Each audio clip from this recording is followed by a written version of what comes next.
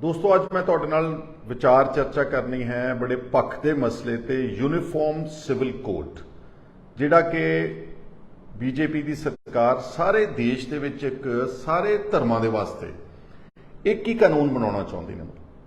विशेष तौर पर जिहड़े पर्सनल लॉज ने, क्योंकि आपां सारे जानते कि भारत जिहड़ा वा इहदे च बहुत सारे धर्म ने, बहुत सारिया कौमां ने, बहुत सारिया जातां ने और सारे धर्मां दे अपने अलग अलग रीति रिवाज ने। ये अज दे नहीं गे, ये हज़ारां सालों तो अपने सब दे अलग अलग ने। और साडे देश के कॉन्स्टिट्यूशन ने, बाबा साहब अंबेडकर ने जो कॉन्स्टिट्यूशन बनाया तो उन्होंने इस गल का ध्यान सीगा कि मुसलमानों ने अपने ब्याह शादियां, मरना जमना किस ढंग दे नाल करना, उन्होंने उस तरह की प्रोविजन की थी, उन्होंने पर्सनल लॉज बनाए सीगे। इस तरह जिहड़ियां होर घट गिनतियां ने, चाहे वह सिख ने, चाहे वह ईसाई ने, चाहे वह जैनी ने, चाहे वह बोधी ने या होर जिहड़ियां इस तरह दी ट्राइब्स ने, जिहड़े ट्राइबल लोग ने, बहुत सारे इस तरह के ने जिहड़े उन्हां दा नॉर्मल समाज नाल कोई मेल नहीं खांदा। तो ये काफ़ी अरसे तो यह डिबेट चलता सीगा कि की सारे देश नूं एक यूनीफॉर्म सिविल कोड चला सकता वा, लेकिन पिछले 75 साल विच इस नूं अंजाम नहीं दिता गया, क्योंकि बहुत सारी एक समाज के वड्डे हिस्से वालों इस गल का हमेशा विरोध होंदा रहा और इहदे पर्टिकुलरली जिहड़ियां माइनॉरिटीज़ ने उन्होंने बहुत डट के विरोध किया। हुण एक बार बीजेपी ने फिर इस नूं पब्लिक डोमेन च लैके आए ने और तुसीं देख रहे हो कि अखबारां विच, टैलीविजन ते चर्चा चल रही।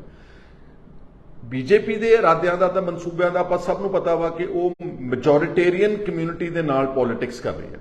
एक वर्ग दे नाल लैके उन्हां दी गल धर्म की गल करके वो अपना जिहड़ा है पोलिटिकल एजेंडा नूं अगे फॉरवर्ड कर रहे हैं उन्होंने, और वो छुपा के भी नहीं करते।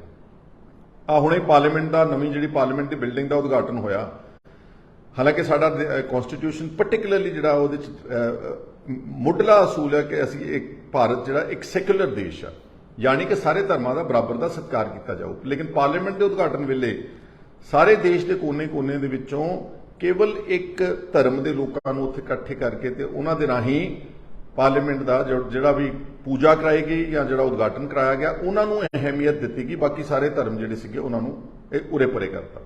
सो बीजेपी के एजेंडे बारे आपां सब नूं पता वा, लेकिन अफसोस सानूं इस गल का कि जिहड़ी पंजाब च इस वेले आम आदमी पार्टी की सरकार है, इन्हां दे 7 मैंबर राज्य सभा वो पंजाब के लोगों ने पहला 92 MLA जिताए। उन्होंने 92 MLA ने यह नहीं देखा, ना किसी ने कहा केजरीवाल नूं कि तुसीं बनाउण लगे हो राज्य सभा के मैंबर्स।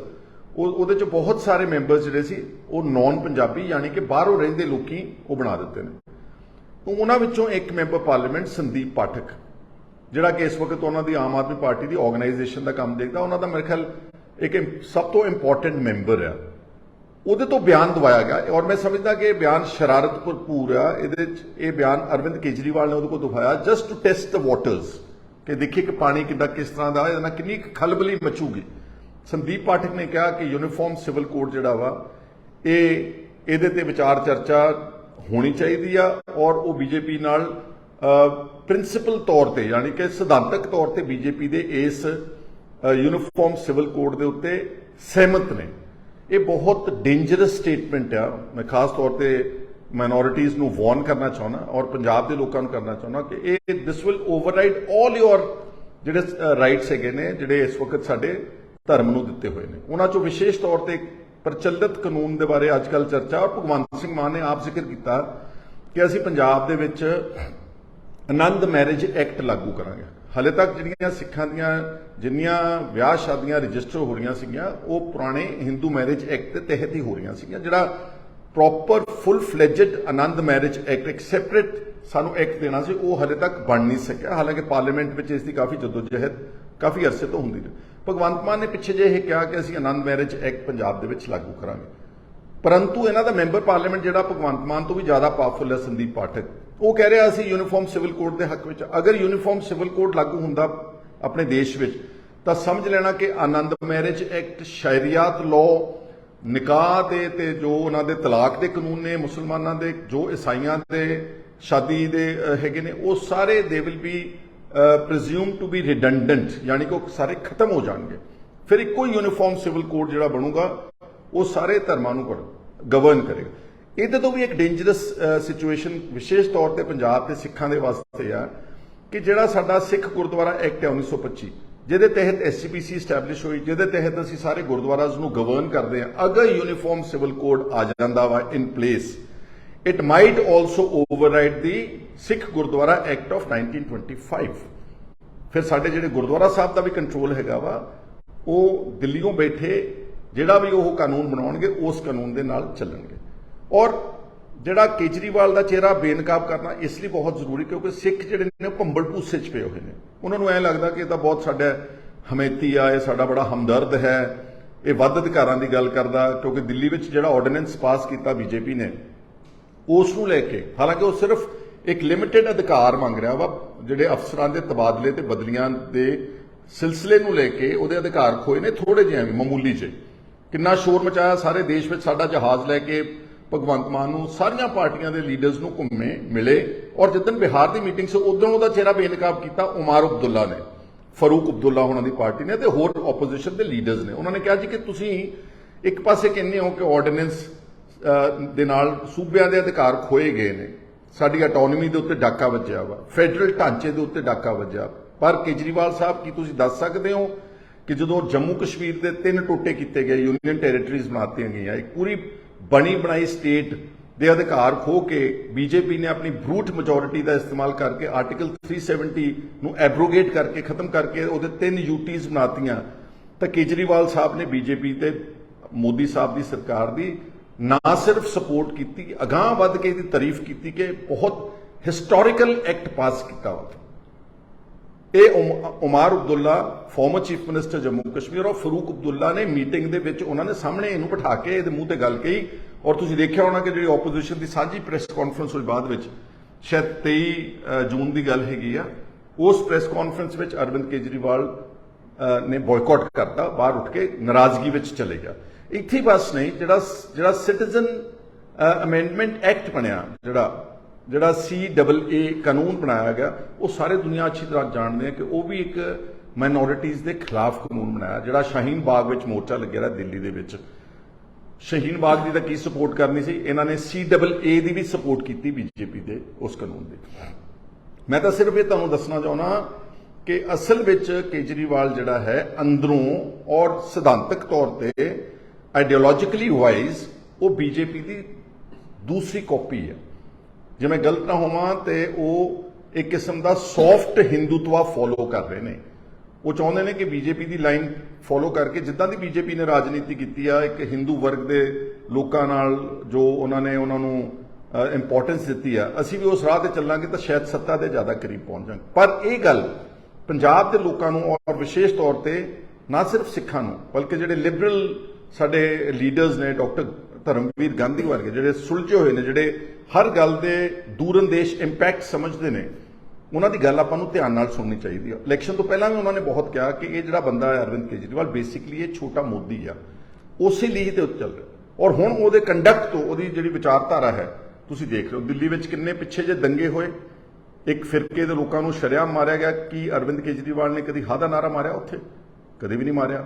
ਸਾਰੇ ਦੇਸ਼ ਦੇ ਵਿੱਚ ਜਦੋਂ ਕਿਸੇ ਇੱਕ ਵਰਗ ਦੇ ਖਿਲਾਫ, ਖਾਸ ਤੌਰ ਤੇ ਮੁਸਲਮਾਨਾਂ ਦੇ ਖਿਲਾਫ ਦੰਗੇ ਹੁੰਦੇ ਨੇ, ਚਾਹੇ ਉਹ ਮੇਰਠ ਵਿੱਚ ਹੈ, ਚਾਹੇ ਉਹ ਗੈਂਗ ਰੇਪ ਹੁੰਦਾ, ਹਾਥਰਸ ਵਰਗੇ ਗਰੀਬਾਂ ਦੇ, ਦਲਿਤ ਲੜਕੀਆਂ ਦਾ, ਜਿੱਥੇ ਪਬਲਿਕ ਪ੍ਰੈਸ਼ਰ ਬਿਲਡ ਹੁੰਦਾ ਵਾ, ਅਰਵਿੰਦ ਕੇਜਰੀਵਾਲ ਦੀ ਮੈਂ ਕਦੀ ਸਟੇਟਮੈਂਟ ਨਹੀਂ ਸੁਣੀ।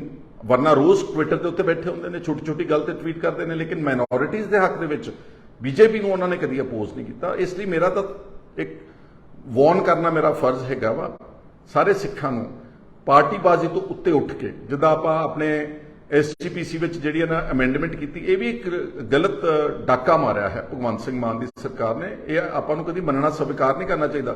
ਠੀਕ ਹੈ, SGPC ਵਿੱਚ 100 ਨੁਕਸ ਹੋਣਗੇ, ਸਾਡੀ ਬਾਦਲ ਪਰਿਵਾਰ ਦੇ ਨਾਲ 100 ਡਿਫਰੈਂਸਸ ਹੋਣਗੇ ਪੋਲੀਟੀਕਲ, ਲੇਕਿਨ ਇਹਦਾ ਮਤਲਬ ਇਹ ਥੋੜ੍ਹਾ ਕਿ ਸਾਡੀ ਜਿਹੜੀ ਇੱਕ ਬੋਡੀ ਹੈ 100 ਸਾਲ ਪੁਰਾਣੀ ਸ਼੍ਰੋਮਣੀ ਗੁਰਦੁਆਰਾ ਪ੍ਰਬੰਧਕ ਕਮੇਟੀ, ਕੀ ਉਹਦੇ 'ਚ ਅਸੀਂ ਪੰਜਾਬ ਸਰਕਾਰ ਨੂੰ ਮੁਦਾਖਲਤ ਕਰਨ ਦੇਵਾਂਗੇ?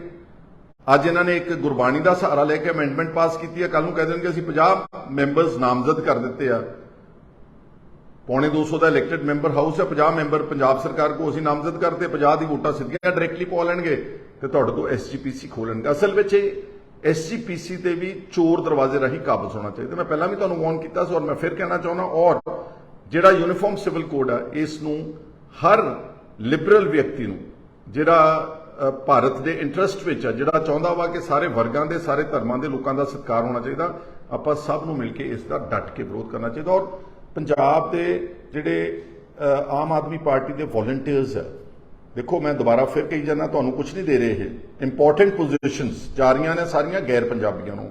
ਜਿਹੜਾ ਪਿੱਛੇ ਲਾਇਆ ਇਹਨਾਂ ਨੇ ਰੇਰਾ ਦਾ ਚੇਅਰਮੈਨ, ਜਿਹੜੀ ਇੱਕ ਅਥਾਰਟੀ ਹੈਗੀ ਆ, ਜਿੰਨੇ ਵੀ ਰੀਅਲ ਏਸਟੇਟ ਦੇ ਡਿਸਪਿਊਟਸ ਹੁੰਦੇ, ਉਹ ਇੱਕ ਲਿਆ ਕੇ ਇਹਨਾਂ ਨੇ ਆਪਣਾ ਐਡੀਸ਼ਨਲ ਚੀਫ ਸੈਕਟਰੀ ਸੀ ਸ਼ਾਇਦ ਰਿਟਾਇਰਡ ਦਿੱਲੀ ਦਾ ਕੇਜਰੀਵਾਲ ਦਾ ਬੰਦਾ, ਉਸ ਨੂੰ ਲਾਇਆ। ਫਿਰ ਇਹਨਾਂ ਨੇ ਲਾਇਆ ਪੰਜਾਬ ਸਕੂਲ ਐਜੂਕੇਸ਼ਨ ਬੋਰਡ ਦੀ ਚੇਅਰਪਰਸਨ ਲਾਉਣਾ ਸੀ, ਚੇਅਰਮੈਨ ਦੀ ਪੋਜੀਸ਼ਨ ਖਾਲੀ ਸੀ, ਇਹਨਾਂ ਨੇ ਸ਼ਾਇਦ ਕੋਈ ਮਿਸਿਸ ਬੇਦੀ ਇਹਨਾਂ ਦੀ ਚਹੇਤੀ ਸੀ ਉੱਥੋਂ ਦਿੱਲੀੋਂ, ਫਿਰ ਉਸ ਨੂੰ ਲਾਇਆ। ਆ ਪਿਛਲੇ ਦਿਨਾਂ ਵਿੱਚ ਜਿਹੜੀ ਸਾਡੀ Baba Farid medical health university ਆ, ਉਸ ਦਾ ਚੇਅਰਮੈਨ ਲਾਉਣਾ ਸੀਗਾ, ਪੰਜਾਬ ਦੇ ਬੰਦੇ ਛੱਡ ਕੇ, ਪੀਜੀਆਈ ਦੇ ਐਮੀਨੈਂਟ ਡਾਕਟਰਸ ਛੱਡ ਕੇ, ਡਾਕਟਰ ਬਲਜਿੰਦਰ ਸਿੰਘ ਨੂੰ ਮੈਂ ਪਰਸਨਲੀ ਜਾਣਦਾ, ਜਿਹੜੇ ਨਿਊਕਲੀਅਰ ਮੈਡੀਸਨ ਦਾ ਉਹਨਾਂ ਕੋਲ ਐਡੀਸ਼ਨਲ ਚਾਰਜ ਵੀ ਰਿਹਾ ਪੀਜੀਆਈ ਦਾ, ਇੱਕ ਸ਼ਾਇਦ ਹੋਰ ਪੀਜੀਆਈ ਦੇ ਡਾਕਟਰ ਸੀ, ਇੱਕ ਸ਼ਾਇਦ ਜਨਰਲ ਹਸਪੀਟਲ ਦੇ ਡਾਕਟਰ ਸੀਗੇ। ਉਸ ਪੈਨਲ ਦੇ ਪੰਜਾਬੀਆਂ ਸਾਰਿਆਂ ਨੂੰ ਛੱਡ ਕੇ ਇੱਕ ਦਿੱਲੀੋਂ ਲਿਆ ਕੇ, ਉਹਦਾ ਨਾਮ ਮੈਂ ਭੁੱਲ ਰਿਹਾ ਉਸ ਬੰਦੇ ਦਾ, ਉਸ ਨੂੰ ਇਹਨਾਂ ਨੇ ਚੇਅਰਮੈਨ ਵਾਈਸ ਚਾਂਸਲਰ ਲਾ ਦਿੱਤਾ ਉਸ ਬਾਬਾ ਫਰੀਦ ਹੈਲਥ ਯੂਨੀਵਰਸਿਟੀ ਦਾ। ਅਗਰ ਆਪਾਂ ਇਦਾਂ ਹੀ ਲੰਮੇ ਪਏ ਰਹੇ, ਚੁੱਪ ਕਰਕੇ ਬੈਠੇ ਰਹੇ, ਉਹ ਦਿਨ ਦੂਰ ਨਹੀਂਗਾ ਜਦੋਂ ਪੰਜਾਬ ਨੂੰ ਪਹਿਲਾਂ ਤਾਂ ਹੁਣ ਸਿੱਧੇ ਤੌਰ ਤੇ ਚਲਾ ਰਹੇ ਸੀਗੇ, ਸਿੱਧੇ ਤੌਰ ਤੇ ਗੈਰ ਪੰਜਾਬੀ ਜਿਹੜੇ ਨੇ ਉਹ ਆਣ ਕੇ ਚਲਾਉਣਗੇ। ਲੇਕਿਨ ਅੱਜ ਦਾ ਮੇਰਾ ਵਿਸ਼ਾ ਜਿਹੜਾ ਯੂਨੀਫਾਰਮ ਸਿਵਲ ਕੋਡ ਆ, ਉਸ ਨੂੰ ਸਭ ਨੂੰ ਵਿਰੋਧ ਕਰਨਾ ਚਾਹੀਦਾ, ਔਰ ਖਾਸ ਤੌਰ ਤੇ ਆਮ ਆਦਮੀ ਪਾਰਟੀ ਦੇ ਵੋਲੰਟੀਅਰਸ ਨੂੰ ਕਿ ਆਪਣੇ ਮੈਂਬਰਸ ਰਾਜ ਸਭਾ ਨੂੰ ਪੁੱਛੋ ਕਿ ਚੁਣਨ ਵਾਲੇ ਅਸੀਂ ਆ ਪੰਜਾਬ ਦੇ ਲੋਕ, ਤੇ ਤੁਸੀਂ ਕਰ ਰਹੇ ਹੋ ਬੀਜੇਪੀ ਦੀ support uniform civil code. Kejriwal ਨੂੰ ਔਰ ਭਗਵੰਤ ਸਿੰਘ ਮਾਨ ਨੂੰ, ਇਹਨਾਂ ਨੂੰ ਪਬਲਿਕ ਡੋਮੇਨ ਵਿੱਚ ਆਣ ਕੇ ਕਲੈਰੀਫਾਈ ਕਰਨਾ ਚਾਹੀਦਾ ਕਿ ਇਹ ਯੂਨੀਫਾਰਮ ਸਿਵਲ ਕੋਡ ਦੇ ਕਿਹੜੇ ਪਾਸੇ ਖੜੇ ਨੇ, ਬੀਜੇਪੀ ਵਾਲੇ ਪਾਸੇ ਖੜੇ ਨੇ ਜਾਂ ਬੀਜੇਪੀ ਦੇ ਖਿਲਾਫ ਵਾਲੇ ਪਾਸੇ ਖੜੇ ਨੇ, ਜਿੱਥੇ ਸਾਰੀ ਦੇਸ਼ ਦੀ ਆਪੋਜੀਸ਼ਨ ਇਕੱਠੀ ਹੋਵੇਗੀ। ਇਸ ਵਿਸ਼ੇ ਤੇ ਮੇਰੇ ਨਾਲ ਜੁੜਨ ਵਾਸਤੇ ਤੁਹਾਡਾ ਸਾਰਿਆਂ ਦਾ ਬਹੁਤ ਬਹੁਤ ਸ਼ੁਕਰੀਆ, ਧੰਨਵਾਦ।